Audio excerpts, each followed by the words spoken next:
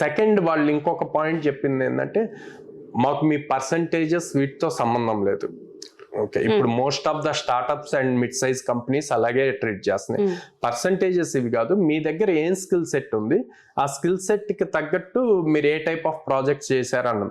ఇక్కడ freshers point లో చూసుకుంటే మోస్ట్ ఆఫ్ ద స్టూడెంట్స్ చేస్తున్న మిస్టేక్ ఏంటి అంటే పైథాన్ ఫుల్ స్టాక్ జాబ్ కి అప్లై చేస్తారు.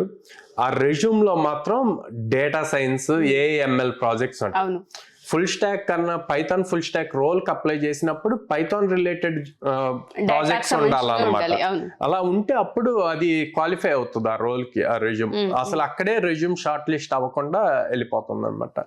సో అందుకే ఇప్పుడు ఎవరైతే 2026 లో జాబ్స్ రిలేటెడ్ ట్రై చేస్తున్నారో వాళ్ళు చాలా కేర్ఫుల్ గా, మీకు 80% ఉండొచ్చు, 90%, బట్ కంపెనీ డజంట్ మ్యాటర్, అవి చూడదు. మీకు ఎంత స్కిల్ ఉందన్నది చూస్తుంది. ఆ స్కిల్ మీరు ఎంత నీట్ గా అనలైజ్ చేయగలరు అన్నది ఇంపార్టెంట్. Exactly, true sir.